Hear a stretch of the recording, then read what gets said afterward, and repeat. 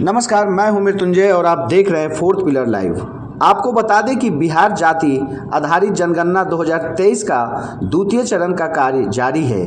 इस जनगणना में शिक्षक के साथ साथ बड़े बड़े कर्मचारी लगे हुए हैं। इसी कड़ी में पटना जिला अधिकारी doctor Chandrashekhar Singh bank road पहुंचे और वहां एक अपार्टमेंट में निरीक्षण किया।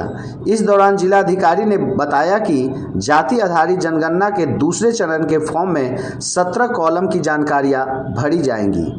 फेज 1 में पटना जिले में 13,69,000 परिवारों का जाति आधारित जनगणना का पत्र भरा गया है। दूसरे फेज में अब तक कुल 65,000 परिवार की गणना का कार्य पूरा किया गया है। इस दौरान उन्होंने बताया कि एक एक परिवार की जाति आधारित जनगणना शुद्धता से किया जा रहा है। आपको बता दें कि मुख्यमंत्री नीतीश कुमार के आदेश के बाद बिहार के बाहर और भारत के बाहर रहने वाले बिहार वासियों को भी जातीय जनगणना से जोड़ने के लिए उनके परिवारों से जानकारी ली जा रही है। उनके डिटेल को जनजाति आधारित जनगणना की सूची में उनके नाम भी जोड़ने की शुरुआत दूसरे फेज से की जा रही है।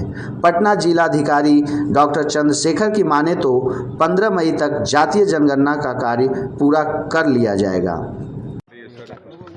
ये बिहार जाति आधारित गणना 2022 ये इसका काम चल रहा है। फर्स्ट फेज में हम लोगों ने परिवार का सर्वेक्षण किया था और एक परिवार में कितने सदस्य हैं और कुल कितने घर हैं, भवन हैं, इन सब का सर्वेक्षण हम लोगों ने फेज 1 में किया था। फेज 2 में हम लोग हर परिवार के हर सदस्य का डिटेल ले रहे हैं, जिसमें उनकी व्यक्तिगत जानकारी है, कितना पढ़े लिखे हैं और बाकी जानकारी है, और बाकी उसके साथ उनकी सामाजिक पृष्ठभूमि की जानकारी ले रहे हैं। फिर उनकी आर्थिक स्थिति क्या है, शैक्षणिक स्थिति, ये सब चीज़ें हम लोग फेज 2 में ले रहे हैं। कुल 17 प्रकार के प्रश्न हैं, जिससे व्यापक जानकारी उनके बारे में, एक एक सदस्य के बारे में, परिवार के एक एक सदस्य के बारे में ले रहे हैं। फेज 1 में पटना ज़िले की बात हम लोग करें तो लगभग 13,69,000 परिवार सर्वे में आए थे, और सदस्यों की बात करें हम लोग तो लगभग 73 लाख सदस्यों की संख्या थी, जो कि एक तरह से जनसंख्या है। और अभी फेज 2 में हम लोगों ने शुरू किया है और लगभग हम लोग 65,000 परिवारों का अभी तक पूरा डिटेल ले चुके हैं। एक परिवार की गणना करने में प्रगणक को लगभग आधे घंटे समय लग रहा है, तो उस हिसाब से चल रहा है। लेकिन हम लोग शुद्धता पर ज़्यादा जोर दे रहे हैं कि डेटा शुद्ध हो, प्रामाणिक हो और हड़बड़ी नहीं करें, आराम से सब सूचनाएं लेकर के एकत्रित करें और भरें। और 2 फॉर्म में चल रहा है, एक तो हार्ड कॉपी में भी प्रपत्र, एक परिवार के लिए पूरा एक प्रपत्र दिया हुआ है और उसमें लगभग 15 सदस्यों का डिटेल भरा जा सकता है। उससे अधिक अगर सदस्य हैं, कोई संयुक्त परिवार है, तो उसमें फिर दूसरा प्रपत्र उनको उपलब्ध कराया जाएगा डिमांड पर। और बाकी उसके बाद हम लोग जो पोर्टल बना है उस पर भी ऑनलाइन एंट्री करा रहे हैं साथ साथ।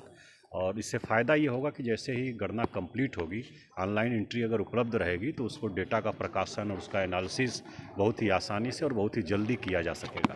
तो हम सभी लोग मॉनिटर कर रहे हैं और राज्य स्तर से भी लगातार मॉनिटरिंग हो रही है।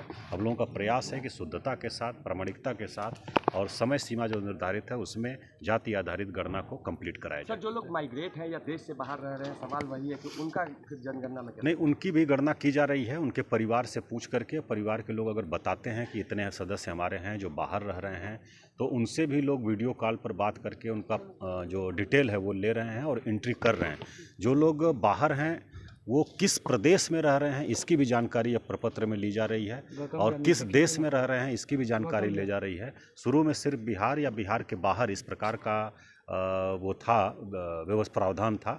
लेकिन जो इसका शुरुआत हुई और माननीय मुख्यमंत्री जी बख्तियारपुर में जाकर के देखे, खुद प्रपत्र को जानकारी भी अपनी दिए, उसमें उन्होंने निर्देशित किया कि बिहार से बाहर रह रहे हैं सिर्फ इतना पर्याप्त नहीं है, बल्कि बिहार से बाहर किस प्रदेश में या किस देश में रहें उसकी भी जानकारी ली जाए। तो उसकी भी जानकारी अब व्यवस्था कर दी गई है।